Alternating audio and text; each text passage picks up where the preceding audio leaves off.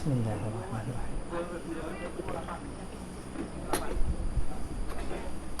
إلى حضرة النبي صلى الله عليه وسلم وآله الكرام وأصحاب العظام شيء لله لهم الفاتحة.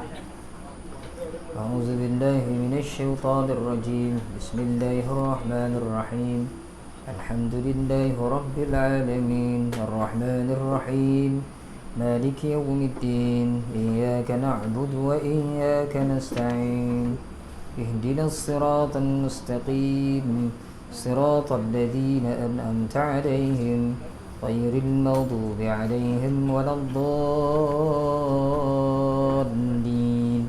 آمين. أعوذ بالله من الشيطان الرجيم. بسم الله الرحمن الرحيم. الحمد لله رب العالمين الصلاة والسلام على أشرف الأنبياء والمرسلين وعلى آله وأصحابه أجمعين. اللهم يا عليم علمنا من علمك ما ترضى به عنا ولا تؤاخذنا بما تعلمه منا. يا عليم خلقنا بخلق العلم وحققنا بحقائق العلم. رب اشرح لنا صدورنا ويسر لنا أمورنا واحلل عقدة من ألسنتنا يفقه أقوالنا والحمد لله رب العالمين. أعوذ بالله من الشيطان الرجيم. بسم الله الرحمن الرحيم. السلام عليكم ورحمة الله تعالى وبركاته. الحمد لله والصلاة والسلام على رسول الله وعلى آله وصحبه ومن والاه. أشهد أن لا إله إلا الله وأشهد أن محمدا عبده ورسوله. قال رب اشرح لي صدري ويسر لي أمري wahlul 'uqdatam min lisani yafqahu qawli, amma ba'd. Yang berusaha pengurusi surau beserta dengan ahli jawatan kuasanya, ashabul fadilah, tuan-tuan guru, tuan-tuan imam, ketua-ketua masyarakat, tuan-tuan haji, puan-puan hajah, tuan-tuan, puan-puan, hadirin, hadirat yang dirahmati Allah Subhanahu wa taala sekalian. Alhamdulillah, tuan-tuan dan puan-puan, seperti biasa, marilah sama-sama kita panjatkan kesyukuran kehadiran Allah Subhanahu wa taala kerana masih lagi memberikan kita kesempatan yang baik dengan kesihatan yang masih lagi dikira baik, sehingga dengan kesihatan itu kita masih lagi dapat beribadah kepada Allah Subhanahu wa taala. Dalam masa yang sama, Allah Subhanahu wa taala sentiasa memelihara kita daripada musibah sampai ke saat ini. Alhamdulillah, kita semua dalam keadaan yang sihat, masih lagi dipanjangkan rezeki oleh Allah Subhanahu wa taala. Mudah-mudahan tuan-tuan itu semua menjadikan kita makin hampir dengan Allah dan kita makin bersemangat untuk memperbaiki kualiti ibadah kita kepada Allah Subhanahu wa taala. Mudah-mudahan insya-Allah. Allahumma amin. Jadi malam ni tuan-tuan, kita tengok muka surat yang ke-42, ayat 10. Surah At-Takwir ayat 10, sebab bulan lepas kita berhenti pada ayat yang ke-9. Jadi malam ini kita tengok ayat yang ke-10 daripada surah At-Takwir juzuk 30, muka surat 42 daripada buku ni, insya-Allah. Kita baca sama-sama tuan-tuan. A'udzu billahi minasy syaithanir rajim. Bismillahirrahmanirrahim. وَإِذَا الصُّحُفُ نُشِرَتْ وَإِذَا السَّمَاءُ كُشِطَتْ وَإِذَا الْجَحِيمُ سُعِّرَتْ وَإِذَا الْجَنَّةُ أُزْلِفَتْ عَلِمَتْ نَفْسٌ مَّا أَحْضَرَتْ فَلَا أُقْسِمُ بِالْخُنَّسِ الجوار الكنس والليل إذا عسعس والصبح إذا تنفس إنه لقول رسول كريم ذي قوة عند ذي العرش مكين مطاع ثم أمين Sadaqallahul azim. Wa izas suhufu nushirat. Kat situ tak ada hukum, hukum mati pun tak ada, hukum mim mati pun tak ada. Yang ada kat situ hukum ra. Semua ra yang bagi atas dan bagi depan hendaklah tafkhimkan, ditebalkan. Nushirat. Jangan baca wa izas suhufu nushirat. Itu orang Melayu tu. Orang Melayu baca nushirat. Arab nushirat. Wa izas sama'u kushitat. Sama'u man wajib muttasil. Apabila huruf man bertemu dengan hamzah dalam satu perkataan, itu adalah man wajib muttasil. Dalam kes ni perkataan as-sama' tu, huruf alif tu huruf mad bertemu dengan hamzah dalam satu perkataan. Ini satu perkataan ni sama'u. Jadi mad wajib kita baca 4 harakat. Wa izas sama'u kushitat. Wa idzal jahimu su'irat. Ra lagi pun tak ada hukum kat situ. Dan akhir sekali wa idzal jannatu uzlifat. Jannah, semua nun dan mim yang bersabdu dibaca dengan dengung qadar 2 harakat. Wa idzal jannatu uzlifat. Maka tuan-tuan jadilah lebih kurang bunyi dia. A'udzu billahi minasyaitonir rajim.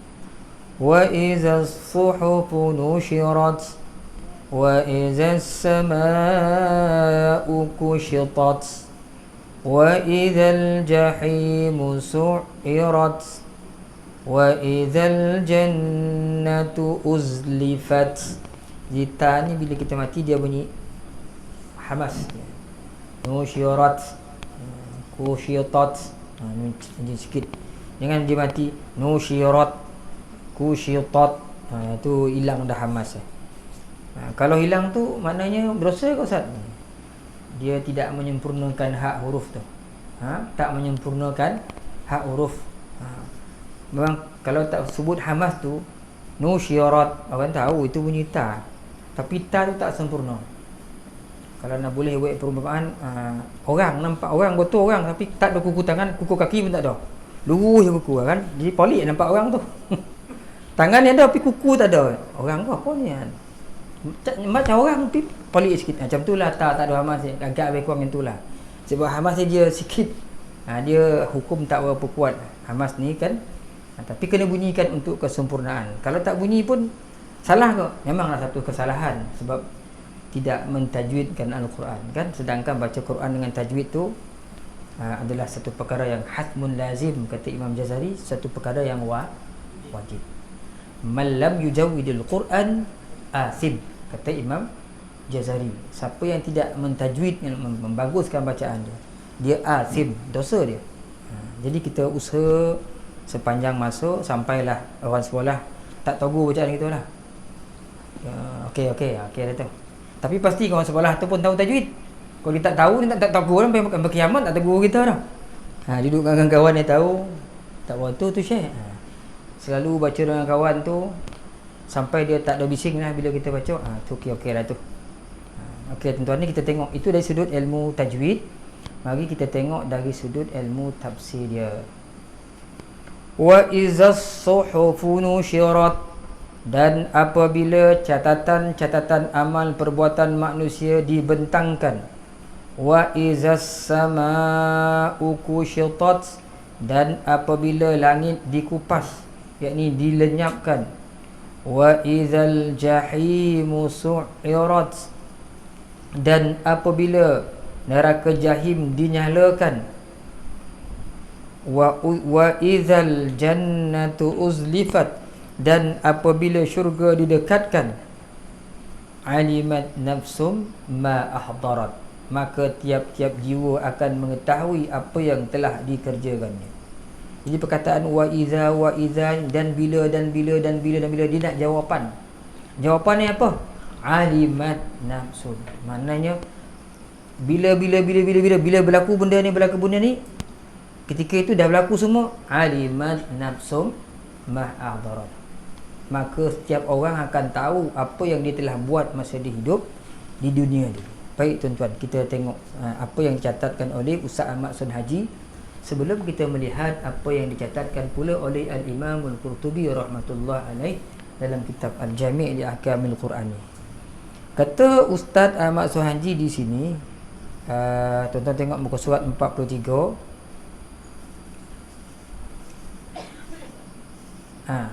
Sementara itu, perangan yang ketiga daripada atas.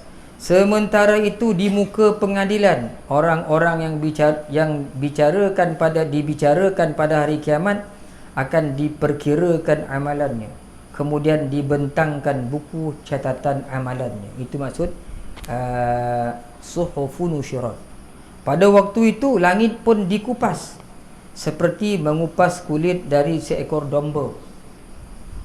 Maka langit pun akan lenyap, neraka jahim dinyalakan apinya untuk membakar musuh-musuh Allah, sedang syurga pula didekatkan kepada para penghuninya daripada kaum mukminin yang takwa. Pada waktu itu tiap-tiap manusia yang bernyawa akan tahu amalannya yang baik dan juga yang buruk, serta mana yang diredai Tuhan lalu diterimanya. Sedang bagi sesiapa yang riak, bermuka-muka dan berpura-pura, akan ditolaknya. Masing-masing akan dinilai dan ditimbang dengan neraca kebenaran. Tentu sahaja Allah tidak akan menerima apa jua amalan seseorang melainkan yang lahir dari niat yang suci, berdasarkan iman serta ikhlas semata-mata mengharapkan keredaan Allah Subhanahu wa taala. Itu ringkasan daripada apa dicatatkan oleh Ustaz Ahmad Sun Haji, yang kita tengok tak banyak sangatlah tafsirannya. Cuma dia kata pada ayat wa izas suhufun nusyirat ni, katanya pada hari itu manusia akan diperkirakan amalannya. Berdasarkan apa yang dicatat oleh Al-Imam Al-Qurtubi di sini, dia kata apa maksud wa izas suhufun nusyirat, dan ketika catatan amalan tu dibuka, kata dia ai futihat ba'da an kanat mabtiyah. Maksudnya tuan-tuan, dibukalah buku catatan itu selepas dia ditutup. Buku catatan itu dibuka selepas mana dia ditutup. Kita buku masa kita hidup. Tak kala kita akil balik, kita mula dah dipertanggungjawabkan, ada dosa, ada pahala. Ketika itu ditulislah segala amalan-amalan kita. Kan? Lepas tu tutup. Mati kita tutup lah. Buka balik bila? Bila kiamat, buka balik buku tu. Sebab tu disebutkan sini, iaitu kata Imam Qurtubi, catatan amalan yang ditulis oleh para malaikat, di dalamnya apa saja yang dilakukan oleh ahlinya. Tuan punya buku itu, daripada perbuatan baik dan perbuatan buruk, semua ulama malaikat catat. Dan ditutup buku catatan itu ketika dia mati. Bila manusia mati, tutup. Tutwa bil mauti. Ditutup buku tu dengan kematian orang. Tuan punya buku tu, tutuplah amalan dia. Sebab apa? Dia dah mati, tak tulis apa-apa dah. Tetapi kemudian kata Imam Qurtubi, dibuka balik wa tunsharu yaumal qiyamah. Hari kiamat besok, buku ni akan dibuka. Untuk diperkirakan amalan manusia. Dan pada hari itu, pada hari kiamat, kata Imam Qurtubi, fayaqifu kullu insanin ala sahifatihi. Semua orang akan duduk di sisi kitab masing-masing. Kan? Dan faya'lamu ma fiha. Dia akan tahu apa yang dia buat dulu. Dia akan baca dalam surah Isra, juzuk 15. Iqra kitabaka. Kafa bi nafsika al-yawma 'alayka hasiba. Bacalah buku kamu, baca kitab, apa yang kau dah buat dulu, baca dalam kitab ni semua ada. Sehingga kata Imam Al-Qurtubi, mereka mengatakan, dalam ramai-ramai yang baca tu, ada yang mengatakan, ma li hadzal kitab la yughadiru saghiratan wala kabiratan illa ahsaha. Ni kitab apa ni? Tak tinggal langsung, yang kecil pun ditulis, yang besar pun tulis. Semua kira ni apa benda kitab ni? Orang akan tengok. Sehingga kalau yang mengaji dengan Ustaz Muhammad kan dekat masjid, kita ngaji kitab Jawharul Tauhid kan. Dalam tu nanti tuan akan jumpa dalam kitab Jawharah tu ada pandangan Ibnu Abbas. Malaikat menulis semua amalan manusia. Ini dah banyak kali kita ulang. Daripada perkara yang wajib, yang haram, yang harus, yang makruh, yang harus pun tulis. Yang wajib tulislah. Dia ni sifalan bin sifalan sah dia sembahyang subuh. Zuhur pun buat Asar pun buat, maghrib, isyak semua buat. Sebelum tadi dia sembahyang qabliyah dulu Ba'diyah tulis lagi. Ada nak tambahan lagi sembahyang orang lain dua, dia sembahyang empat, tulis semua-semua. Yang wajib, yang sunat pun tulis. Yang makruh pun tulis. Lepas sembahyang maghrib, ada pula jamuan kat surau, lepas kuliah ada lak potai, dia menteragah potai tu. Makruh tulis juga. Yang tak menteragah tulis tak menteragah. Tapi tak ada lah tulis, malaikat tulis dia. Waman tak ada orang ni tidak ada lah. Ditulis semua. Tinggal kata Ibnu Abbas, benda yang harus. Yang sunat mencatatan pahala, yang wajib pahala, yang haram bagi dosa. Yang harus pun ditulis, kata Ibnu Abbas. Yang harus saya apa? Duduk, tapi turun duduk kan. Ustaz, kau apa balik sekolah hari? Tak tanya pun tak apa. Boleh cakap, boleh tak cakap. Kau apa balik sekolah hari Ustaz? Saya balik tadi pukul 5.30. Cakap-cakap tu tak cakap pun tak apa, cakap pun tak apa. Ya harus ya. Itu pun tulis. Tadi pukul 5.30 orang tu tanya ustaz tu, kau apa balik sekolah hari? Ustaz tu jawab 5.30. Tu sebelum balik orang tu bagi skoping apa WhatsApp tak rumah baca. Tu pun tulis tu. Yang harus jumpa kawan. Mana orang tu? Pukul 4 petang dia tanya orang tu mana orang tu. Semua catat. Kalau ikut pandangan Ibnu Abbas. Sebab itu disebutkan tidak adalah pengadilan yang lebih tepat, lebih adil selain daripada apa yang dilakukan oleh Allah Subhanahu wa taala. Sampai tak boleh dakwa-dakwi dah. Itulah maksud ayat mali hadzal kitab. Ni kitab apa ni? La yughadiru saghiratan. Tak meninggalkan walau sekecil-kecil perkara. Wala kabiratan, yang besar lagi lah, illa ahsaha, melainkan semua dikira ditulis.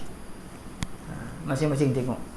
Hatta kita tuan-tuan buang, nampak tengah betul-betul sejadah ada solai rambut, kita ambil rambut tu masuk dalam poket, itu pun ditulis sebagai amal kebajikan. Kan? Dalam kitab Jawharul Mawhub oleh Syekh Ali Abdul Rahman Al-Kalantani tu dia bahas panjang. Dalam Bulughul Maram pun kan dibahaskan kebaikan membuang sampah dalam daripada tempat orang solat. Besar ganjaran pahala dia. Walaupun solai koteh yang betul-betul besar kuku lagi daripada koteh tu, ambil masuk besar. Mak tu siap-siap ni sebenarnya dia untung besar. Siap Bilal orang yang paling untung. Ni ikut kan. Di akhirat besok. Imam paling untung di dunia lah sebab dia ada lawanan tinggi sikit. Pada siap gitu. Tapi tidak menafikan untung kat pahala dia bawa orang semayang. Kotak orang tunggu di mana? Imam ni tak pergi sembahyang kan. Lain tu tak berani nak naik. Hari ni dia Ghazali lah. Dia ada besar sikit daripada orang kan. Dia jadi imam. Orang ni tak nak jadi imam. Bawa orang. Tuan. Itu cerita diceritakan oleh Imam Al-Qutubi di sini. Dan berkata Marsad. Saya terjemah Melayu lah. Wa Marsad bin Wada'ah. Marsad bin Wada'ah ni sebut. Kata dia bila berlakunya hari kiamat. Bila berlaku hari kiamat, tatayarat, berterbanganlah kitab-kitab catatan suhuf ni, kitab-kitab catatan amalan kita ni berterbangan daripada bawah arasy. Maka akhirnya dia pun hinggap di tangan-tangan orang yang beriman dan juga di tangan-tangan orang yang kafir. Ikut keadaan dia lah. Orang-orang yang baik keadaannya dia singgahlah ke tangan kanan ni macam kita bincang dulu. Orang yang tak baik, banyak amalan buruk dia mungkin mengambil kitabnya daripada tangan kirinya atau daripada belah belakang. Ya tuan. Okey, dia akan mengambil daripada belah belakang. Sehingga disebut di sini. Kan? Disebut di sini, maka kitab-kitab suhuf tulisan amalan kita ni berterbangan daripada bawah arasy. Siapa kata? Marsad bin Wada'ah. Sampailah ke tangan orang-orang pemiliknya. Sampai ke tangan pemiliknya. Dan Nabi SAW menyebutkan dalam sebuah hadis menceritakan perihal ketika berlakunya kiamat daripada hadis yang diriwayatkan oleh Ummu Salamah radhiyallahu anha anna Rasulullah sallallahu alaihi wasallam qala Kata Ummu Salamah meriwayatkan hadis daripada Nabi, kata dia apa? Yuhsyarun nasu yaumal qiyamati hufatan uratan. Faqultu ya Rasulullah, fa kaifa bin nisa'i? Qala shughilan nasu ya Umma Salamah. Qultu wa ma shaghalahum? Qala nushira as-suhufu fiha mathaqilu dharri wa mathaqilu khardal.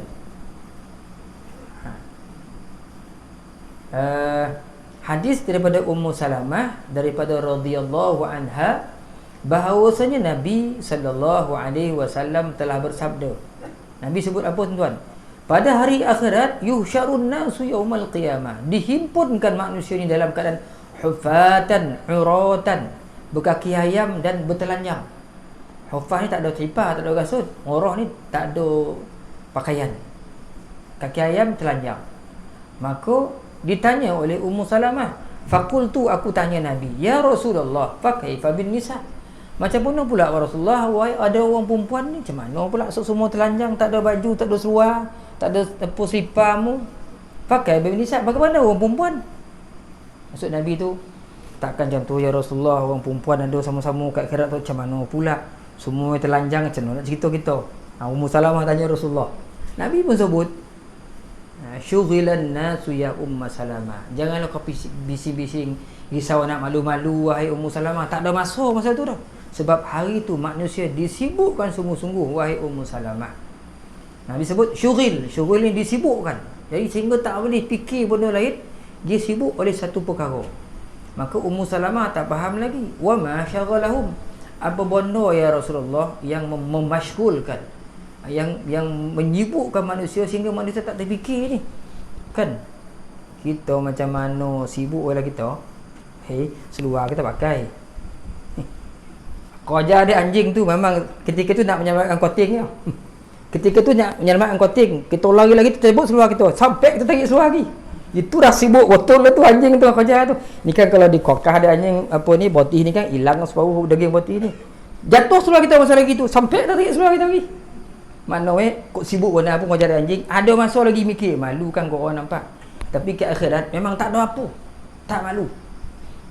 Bukan tak ada perasaan malu, tapi hari tu ada benda yang lebih besar lagi daripada malu tu, iaitu perkara nushras suhuf. Dibuka kitab catatan, semua baca. Wah itu tengok, Masya Allah, apa yang kita buat ni, apa yang buat ni, tu semua. Orang risau hari tu. Kesibukan kiamat tu, akhirat tu, hari kiamat tu menyebabkan manusia tak ada lah fikir apa-apa kat diri dia. Tak ada nak malu-malu lagi dah, kata Rasulullah. Mereka disibukkan.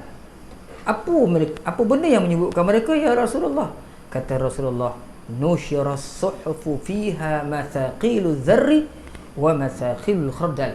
Nabi sebut mereka tu disibukkan apabila dibukakan kitab catatan masing-masing, yang mana dalam kitab catatan tu ditulis walaupun mathaqiluz zar, seberat atom pun, sekoci-koci pun tu, atom ni koci kan pada biji sawi, sebesar atom atau seboja pula dah, sebesar biji sawi, catat. Apa benda yang paling koci tu ambil, tulis situ. Jadi orang tengok, ya Allah, semua tulis ni kan. Kita tulis, kita marahkan orang tu lalu tapi tersepak kaki kita, kita pun berharap mangkuk waktu lah orang betul kau tulis kat 7.30 lepas maghrib orang tersepak koting, dia buat mangkuk orang tu, tulis kat situ. Jadi kita pun, ya Allah, apa benda ni semua tulis ni. Yang jahat-jahat pun tulis, hatta menjontik telinga kucing pun tulis. 7.30 lepas maghrib dia jontik telinga kucing tu, tulis.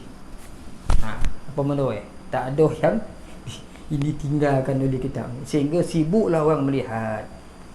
Ni lebih sibuk daripada budak SPM tengok markah kan. Sibuk sehingga lupa malu-malu ni tak ada lah masa tu. Nabi sebut, maka barulah Ummu Salamah memahami, oh sibuk sungguh hari itu, sehingga kan bila dibuka kitab yang ada adalah ketakutan. Ketakutan dalam diri manusia, gusar, risau, selamat kotak ni, mana banyak ni, mana sikit ni. Semua tu akan diperlihatkan oleh Allah Subhanahu wa taala.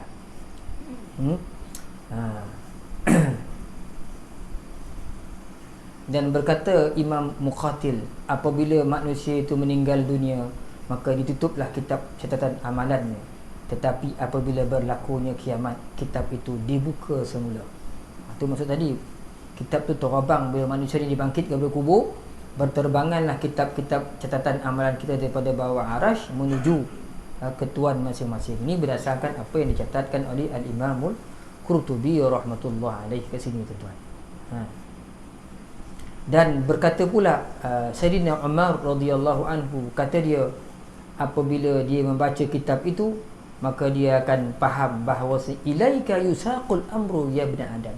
Hari itu dibebankan semua urusan perkara yang kamu pernah buat dalam muka bumi itu, semua jatuh tak kepala kamu, tak diri kamu. Kamu semua akan dipertanggungjawabkan terhadap apa yang kamu buat. Bermula ketika kita akil balik.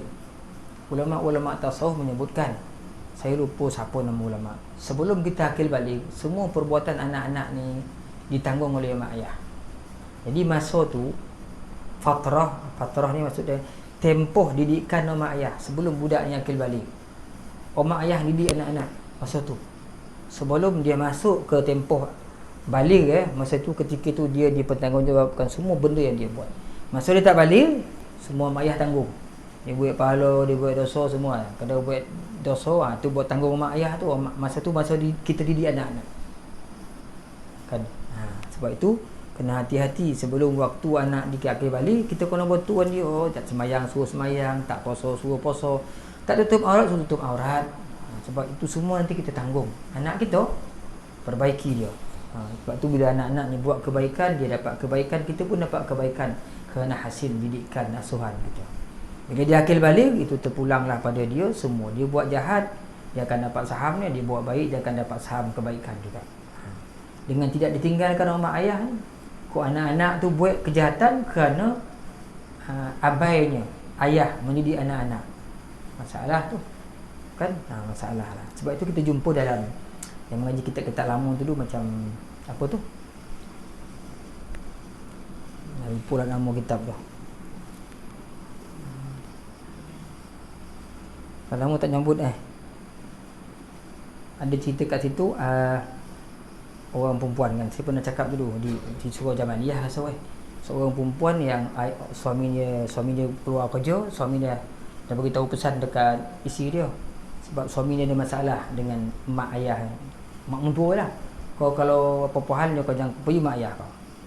Jadi isteri ni tak pergi. Isteri ni Kashful Ghaibiyah nama kitab tu. Isteri ni tak pergi sebab taat pada suami. Suami kata meninggal mak ke ayah meninggal, jadi dia ingat pasal suami ni meninggal pun jangan pergi. Dia tak keluar lah. Sampailah dikebumikan nama ayah tu. Sehingga disebutkan, ulama-ulama menyebutkan bahawasanya isteri ni Allah Ta'ala masukkan dalam syurga kerana dia taat pada suami. Termasuk mak ayah ni kerana berjaya menghasilkan seorang anak yang boleh mentaati suaminya dengan baik. Orang perempuan, sebelum dia kahwin, syurga memang bawah tapak kaki mak dengan abah. Tapi bila dia kahwin, syurga tu dah bertukar dah bawah tapak kaki suaminya. Jadi orang perempuan balikkan tengok tapak kaki suami, nampak syurga tak? Kalau suami tu sembahyang tu nampak syurga insya-Allah. Tapi kalau tak sembahyang, tak pernah puasa, tak pernah apa tu, susah nak nampak syurga tu. Neraka sepak gitu kan. Tak pun tak mana-mana dia pergi kan. Jadi begitulah keadaannya orang perempuan. Sebab itu bila orang perempuan dia kahwin, mak ayah tu dia dah longgar dah. Sebab tu lepas tu pulang lah. Sama ada anak tu dapat lagi menghasilkan pahala untuk mak ayah. Jadi seorang anak yang isteri yang cukup taat pada suaminya, besar tu ganjaran pahalanya pada mak ayah yang berjaya melakukan sedemikian. Ni kadang-kadang jadi lain. Terus kau balik ni, macam ni tinggal lelaki kau tu tadi. Omak lah api anak, tinggal lelaki kau tu, senonoh lelaki kau tu tadi. Dia bukan nak padaman api dah, dia marah lagi, disimbah apa tu, minyak gas. Awak simbahan air, tengok dulu. Tak. Ini yang berlaku banyak hari ni. Tapi bukan di Gombau lah, ni di Switzerland. Cerita ni di Switzerland. Gombau kan baik-baik. Di Switzerland ni cerita ni. Marahlah orang bawa kat saya kan. Di Switzerland ni jauh berlaku benda tu. Jauh sosek ni, mana kita sosek tadi. Kita masuk lagi kitabnya. Kemudian tuan-tuan, itu yang disebutkan oleh Sayyidina Umar kan, akhirat besok semuanya akan dipertanggungjawabkan kat kita. Tanggungjawab kan. Kat dunia tanggung, kat akhirat jawablah. Nama tanggungjawab. Kat dunia tanggung semua, kat akhirat jawab. Kemudian ayat wa izas sama'u kushitat, dan apabila langit dikupas. Jadi digunakan perkataan kushit. Kushit ni sebenarnya ditulis sini dikupas. Asalnya kushitat ni al-kashtu, cabut sesuatu yang elok melokek. Benda tu melokek elok, cabut kan. Perumpamaan ni kata Imam Qurtubi, langit itu dia 7 tingkat kan, 7 lapis, dia melokek, dia elok, kukuh buatannya, binaan oleh Allah. Tapi dia dikupas, dicabut, macam diulit kulit binatang daripada kulit kambing. Macam mana orang cabut kulit kambing tu? Tarik kulit tu kan. Kita pakai pisau seseru-seru kan. Ini tak ada pakai pisau-pisau tau. Malaikat ambil, dalam ni sebut digulung lah. Macam mana malaikat gulung tak tahu. Digulung. Jadi perkataan kushitat ini, Imam Qurtubi nak faham kata dia seperti seolah-olah mencabut kulit kambing daripada dagingnya. Kulit tu tarik tu. Ketika itulah berlaku. Atau kulit haiwan-haiwan lainnya. Mengulit, istilah kita mengulit kan. Mengulit ke istilah tu? Apa nama tuan? Mengulit lah kan? Kok kampung saya mengulit, kat sini tak tahulah. Apa istilah lain orang sini pakai tuan? Mengulit lah? Ada kau lain? Tak ada tuan. Mau lapah. Ada pakar bahasa, ada bunci sini puan. Lapah ke kulit tu? Lapah kau? Macam tu lebih kurang lah. Buang kulit tu.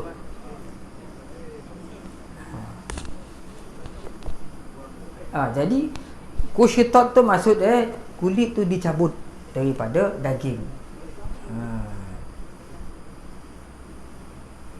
Ada dalam Quran sebut yauma natwis samaa ka tayyis sijil lil kutub 17. Pada hari kami gulung langit tu seperti kami menggulung helaian kertas. Gulung langit. Disebut di sini seolah-olahnya, kata Imam Qurtubi, makna dia dicabut langit tu daripada binaannya dan dicabut, kemudian tutup. Cabut. Okey. Mana letak kat Allah tak tahu. Langit tu. Kemudian wa idzal jahimu su'irat, dan apabila neraka jahim dinyalakan. Bila berlaku kiamat nanti auqadat fa'at ramat. Neraka ni Allah Ta'ala sediakan untuk orang-orang kafir. Imam Qurtubi sebut disediakan untuk orang-orang kafir, wazida fi ihma'iha, dan dimarak-marak lagi. Malaikat ni bagi lagi, panih lagi persediaan untuk membakar orang yang kufur dengan Allah Subhanahu wa Ta'ala. Di mana dinyalakan api itu dan dinyalakan dengan semarak-maraknya. Makin kuat darjah kepanasan tu kan.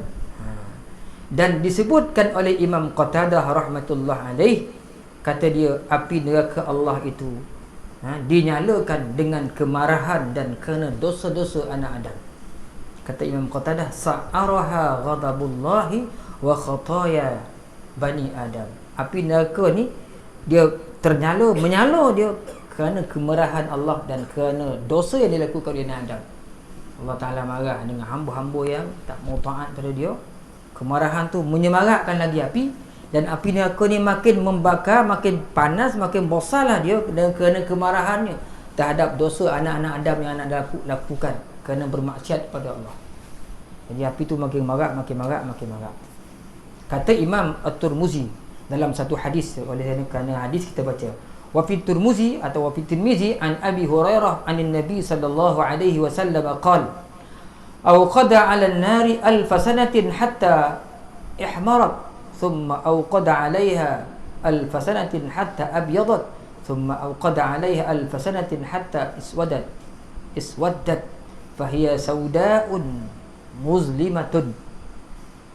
Kata Imam Tirmizi, besok api neraka itu dinyalakan selama 1000 tahun. Al-Fasanah ni 1000 tahun. Sehingga dah dalam tempoh 1000 tahun tu api tu menyala 1000 tahun jadi merah.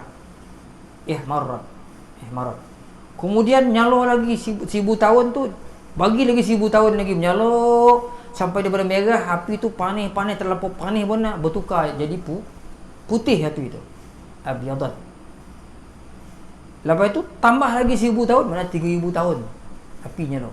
Nyala lagi katanya. Sehingga dia menjadi hitam, fahiya saudaun muslimah. Hitam golap segolap-golap. Bahasa kita golap bumin lah, bumin betul lah, tak nampak apa-apa. Golap betul. Itulah dia bentuk neraka. Sebab tu dalam neraka ni penuh dengan kegelapan, tak ada apa-apa dalam ni. Yang ada adalah kegelapan. Dan ketika itu, saat itu manusia dibakar oleh Allah. Kalau kita sini api yang paling panas, api biru. Dalam neraka api tu dah lama dah terbakar, dah tak ada warna, jadi hitam ni lah, golap. Sehingga itulah yang api itulah yang digunakan oleh Allah untuk membakar manusia. Dan disebut dalam hadis Nabi, api itu jugalah yang telah dibonamkan oleh malaikat Allah dalam 7 lautan, sampai berapa kali, 70 kali kan riwayat dia. Sebab nak bagi dia sejuk sikit. Sebab kalau dibawa api neraka ni ke dunia ni tak boleh bertahan. Itu pun telah dimonam-monam oleh malaikat pun masih lagi dia panas, masih lagi mampu membakar. Sampai hari ni tuan-tuan kan. Jadi darjah kepanasan api neraka tu 70 kali ganda lah lebih porik daripada api yang ada dalam dunia. Jadi siapa-siapa yang nak merasa api neraka ni, bolehlah dia tak payah solat, tak payah puasa kan. Tu guru saya sebut dulu, kalau rasa kamu nak buat tak apa botol ya, ambil lah manci api. Manci api tu ada api padahal ada panas tu cucuannya. Kalau tak tahan tu janganlah buat jahat dia. Tu tak ada api tu. Manci api tu ada api tadi, ambil cucuk tangan tu copek. Panas tu sikit ni, itu pun kita tak tahan. Ni yang berlaku hari ni. Kadang-kadang pelik macam mana manusia boleh tinggal benda-benda yang fardu, umpamanya solat, puasa, benda-benda ni satu memang beranilah. Manusia yang tak semayang, tak puasa ni, tak tutup aurat, manusia ni memang sah. Manusia yang paling berani dah saya ingat dalam dunia. Kemudian disebutkan di sini, wa idzal jannatu uzlifat, dan apabila syurga didekatkan. Dekatkan pada siapa ni? Kepada orang-orang yang beriman. Tadi neraka dinyalakan untuk orang kafir, dan apabila syurga didekatkan, iaitu didekatkan aidanat wa qurribat minal muttaqin, dia didekatkan kepada orang-orang yang bertakwa. Sehingga disebut oleh Al-Hasan, sesungguhnya orang-orang bertakwa ini didekatkan hampir sangat dengan syurga itu. Dengan syurga. Disebut jannatu adnin yadkhulunaha, kan, syurga yang orang yang beriman ni memasukinya. Yuhallawna fiha min asawira min dhahabin wa lu'lu'an wa libasuhum fiha harir. Mereka orang perempuan ni dihiasi dengan gelang-gelang daripada emas. Min asawir min dhahab wa lu'lu', permata. Wa libasuhum fiha harir, pakaian orang syurga ni adalah daripada sutera-sutera yang mahal yang Allah Ta'ala sediakan untuk orang-orang yang beriman, orang-orang yang bertakwa. Dan sungguh banyaklah kalau dalam kita tengok dalam Al-Quran ni ayat-ayat yang menceritakan tentang syurga. Allah, innal muttaqina fi jannatin wa uyun udkhuluha bisalamin aminin la yamassuhum fiha nasabun wa ma hum minha bimukhrajin. Sesungguhnya innal muttaqina fi jannatin wa uyun, orang-orang bertakwa itu Allah Ta'ala letak dalam jannat, syurga yang ada penuh dengan mata-mata air yang mengalir. Dikatakan kepada mereka udkhuluha bisalamin aminin, mereka sebut masuklah wahai orang yang beriman bertakwa dengan dalam keadaan aman, masuklah kamu dalam syurga Allah. La yamassuha fiha nasabun wa ma hum minha bimukhrajin, mereka sedikit pun takkan pernah rasa letih dalam syurga Allah Ta'ala, dan mereka sekali-kali takkan pernah keluar daripada syurga. Kenapa Allah Ta'ala sebut mereka sekali-kali takkan pernah rasa letih? Kita roti ada orang suka, kita muka bumi ni ada tak? Itu mana benda yang paling kocik lah. Kayak kita kocik warna tu. Kalau roti kita rehat, betul tak? Kita anggap roti ni satu malam petaka, tu malam petaka paling kocik lah. Sebab sekadar roti dengan rehat lah roti. Maknanya latih tu pun takkan rasa. Kan? Ada tak orang di muka bumi ni latih tu dia suka? Jumpa kawan, alhamdulillah waktu hari ni latih betul rasa. Syukur betul orang latih betul rasa hari ni. Seronok tak ada dah. Alah latih tu padahal kaki tangan semua ada lagi. Tak ada bila latih tu mana tabut tangan jatuh ke bawah. Allah apa lah tangan jatuh ni latih. Tak ada. Asal jadi mana ni? Ya Allah latih tadi tercabut buku lali saya. Latih mana? Tak ada. Masa kita latih semua benda ada kat kita. Kita terangku tangan mata kita masih lagi colik kok latih macam mana pun. Telinga dongan lagi semua boleh berjalan boleh apa. Latih je. Latih tu rasa. Halah kerjaan latih tu rasa. Semua ada. Ni latih tu pun tak layak dalam syurga Allah. Sehingga begitu nikmat Tuhan beri pada orang dalam syurga. Allah Ta'ala kalau kita tengok ayat tu cantik ayat tu. Mereka tak rasa latih langsung dalam dunia ni, dalam syurga ni. Dan mereka takkan pernah keluar daripada syurga Allah. Wa ma hum minha bimukhrajin. Wa naza'na ma fi sudurihim min ghillin ikhwanan ala sururin mutaqabilin. Bahkan mereka masuk dalam syurga tu, semua dari hati-hati mereka dicabut rasa-rasa marah dengan orang. Dan muka bumi ni kadang-kadang kita baik, ada masa-masa kadang-kadang tu kita jumpa orang, kita geram tengok orang tu. Ada masa-masa tuan. Kita tak adalah musuh orang tu, ada kadang-kadang kita pandang seseorang tu sakit je kita pandang. Tak ada apa-apa hal pun, tak ada pun dia buat doki yang kita. Ada masa-masa kadang-kadang kita latih. Adalah part-part kat waktu tak suka lah. Mungkin berangai kau cakap kau kita jumpa dia. Dah mati kita. Kalau ada apek kapak dan kapak kalau ni dah mati kan. Berbulu istilah kita ni berbulu tu pandang. Orang tu tak buat kesalahan kita pun. Ada masa-masa kadang pergi sekolah. Jumpa kadang ada kawan kita kadang kita tengok itu marah kita tengok dia. Tiga orang tengok orang marah kita. Berbulu. Rasa tu sikit pun tak ada. Allah Ta'ala sebut nazak, cabut. Tapi Allah Ta'ala letakkan ikhwanan ala sururin mutaqabilin. Kita duduk atas katil masing-masing kan, sambil pandang-pandang, mengadap-ngadap, sambil terkolak-terkolak lah. Macam kita tengah ngetir lah, duduk kayak kopi tu, olak-olak kan. Mana ada sambil ngetir tu tunggu-tunggu, dia tunggu kita tunggu dia, tak ada kan. Ni olak-olak. Itulah dalam syukur ni. Duduk ala sururin mutaqabilin berhadapan. Kata ulama kita dalam banyaklah orang dalam syurga ni tanah ayo perjalanan 100 tahun. Tapi dia nampak tanah dia di sini dia duduk, dia nampak ke ujung pagar tu. Kita sini dah tak nampak lah kambing ke babi tu macam tokoh macam kambing kaki pendek tak macam. Ini walaupun tanah tu besar, kita nampak daripada mula pangkal tanah sampai ujung tanah kita tu. Kawasan kita. Allah Ta'ala beri macam-macam kelebihan. Itu pun orang tak nak juga tu. Kan? Tidak tadi itu masalah lah kalau orang cakap macam tu. Kan? Saat ke dunia ke akhirat saat belum tentu kita masuk syurga. Kita ni kan baik mana? Buatlah baik. Kita ni bukan baik mana saat. Jadi tak tentu arah kita ke akhirat tu. Syurga dapat tidak, entah kena aku tadi. Jadi tak ada daripada tak dapat syurga akhirat, baik ambil syurga dunia dulu tadi. Buatlah. Ada yang otak kita apa otak bangang orang tu. Kita ni kan baik mana ustaz. Yo benar pun tak tentu lagi masuk syurga tadi. Dia berada buih dua-dua tak dapat syurga akhirat tu, ambil syurga dunia tadi. Saya pun malah cakap bukan macam tu lah. Latih kita kalau cakap dengan macam ni kita latih. Betul lah dia semua kita salah lah. Jadi tuan-tuan itu ganjaran Allah Ta'ala kepada orang-orang yang beramal. Disebutkan di sini. Kemudian alimat nafsum ma ahdarat, manusia hari itu maka tiap-tiap nafsu jiwa diri manusia alimat dia akan mengetahui apa yang dia pernah lakukan, dia kerjakan semasa dia diberikan peluang hidup di dunia dulu, iaitu kata Imam Qurtubi yakni ma amilat min khairin wa syarrin, dia akan tahu semua perbuatan baik dia dan semua perbuatan buruk dia tahu ni di akhirat bila berlaku kiamat.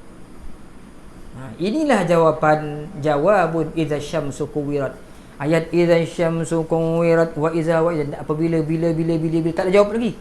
Bila apa ni, apa cerita sana ni, bila jawapan ni alimat nafsun, setiap diri akan tahu apa yang dia buat. Mula-mula Allah Ta'ala cerita bila matahari digulung, kalau matahari digulung apa nak cerita tak cerita lagi. Macam kita lah, kau tahu tak bila ustaz datang, bila dia ni banyak bila. Sebenarnya kau nak cakap apa ni, nanti dulu ada lagi banyak bila ustaz tu kau baca ni bila Last sekali hujung baru jawapan ni. Macam ni lah ayat ni. Bila bumi matahari digulung, bila bintang berjatuhan, tak tahu sebenarnya apa orang tak nak cerita ni. Bila gunung ganang dihancurkan, bila unta-unta bunting ditinggalkan, bila binatang liar dikepung, bila tak ada jawapan lagi. Dalam percakapan ni tak ada jawapan ni. Sampailah bila neraka syurga itu didekatkan, dah habis boleh tu. Barulah jawab bila dah berlaku semua-semua tu, alimat nafsum ma ahdarat. Maka tiap-tiap manusia akan mengetahui apa yang dia telah lakukan masa dia hidup di dunia. Sebab itu kata Sayyidina Umar, qala Umar radhiyallahu anhu, dengan sebab ayat ni ada kisah kata dia. Kata Sayyidina Umar, diriwayatkan daripada Ibnu Abbas dan Sayyidina Umar sendiri, dua-dua ni baca ayat Quran ni, baca ayat idza syamsu kuwirat ni, apabila sampai alimat nafsum ma ahdarat, maka berkatalah kedua-dua. Inilah sebenar cerita kan. Ayat ni daripada awal mula ni sebenar Allah Ta'ala nak cerita apa? Nak cerita kan. Bila sebenar nak cerita ayat ni lah sebenar kan. Bila matahari, bila ni belum cerita, belum climax pada penceritaan tu. Cerita sebenar nak beritahu alimat nafsum ma ahdarat. Sayyidina Umar dengan Ibnu Abbas baca ayat ni sampai alimat nafsum, sebenarnya ayat ni yang Allah Ta'ala nak beritahu, cerita climax cerita bahawa sebenarnya nanti manusia akan mengetahui apa yang dia buat. Apa yang dia buat. Inilah sebenarnya yang Tuhan nak sebut. Yang mula-mula tadi tak ada tu dah. Cerita bumi yang climax ni sebenarnya. Mesej sebenar nak sampaikan, manusia akan tahu apa yang dia lakukan semasa diberi peluang hidup dulu. Kemudian satu hadis menceritakan dalam hadis yang sahih, wa fi sahihaini, maknanya dalam hadis sahih Muslim, sahih Bukhari Muslim, daripada Adi bin Hatim, kata dia, qala Rasulullah sallallahu alaihi wasallam, Nabi SAW bersabda, panjang ayat ni saya terjemahlah. Nabi bersabda, kata Adi bin Hatim ni, tak ada seorang pun, Nabi sebut tak ada seorang pun di kalangan kamu ini, melainkan di akhirat besok Allah Subhanahu wa taala akan berkata-kata dengan orang ni, akan soal jawab orang ni, dan tidak ada pembimbing orang ni nak menjawab segala persoalan. Tuhan Allah Taala sayukallim ni bercakap dengan orang. Ketika itu tak ada orang yang boleh pandu dia untuk menjawab ketika itu. Dan kemudian katanya, datanglah api neraka menjemput bukan wasayukallimuhullahu ma bainahu wa bainahu tarjuman. Maksudnya tak ada orang, tak ada pembimbing untuk nak menolong kita menjawab persoalan di hadapan Allah Ta'ala besok. Kemudian maka orang-orang yang beruntung, yakni yang melakukan kebaikan, fala yara illa ma qaddamahu, dia tak tengok melainkan kebaikan-kebaikan yang dibuat itu dihamparkan depan dia. Begitu juga wa yanzuru ashab, orang-orang yang paling celaka di akhirat besok, Nabi sebut dia akan melihat juga, fala yara, dia tak melihat melainkan ma qaddama baina yadayhi, apa yang dia pernah buat dulu datang balik.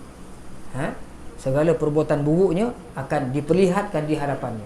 Maknanya yang baik pun ditunjukkan kebaikan, yang buruk pun ditunjukkan keburukan pada ketika itu. Dan disebut oleh Nabi sallallahu alaihi wasallam lagi, maka datanglah api neraka Allah menjemput orang-orang yang melakukan kejahatan. Sebab itu Nabi sebut faman istata'a minkum, siapa yang berkemampuan di kalangan kamu untuk menyelamatkan diri daripada api neraka, walaupun hendaklah dia menyelamatkan dirinya daripada api neraka walaupun bisyikki tamrah falyaf'al. Nabi sebut, jadi siapa yang mampu menyelamatkan diri dia dengan bersedekah hanya dengan sebelah tamar, maka falyaf'al, hendaklah dia lakukan. Maksud Nabi tu nak cerita sini besarnya ganjaran bersedekah ni, ganjaran bersedekah ni. Nabi sebut, kalau kau boleh selamatkan diri kau daripada api neraka ni walaupun dengan sebelah biji tamar je, korek dua, satu bagi kat kawan, satu kita ambil, begitu je niat sedekah, falyaf'al.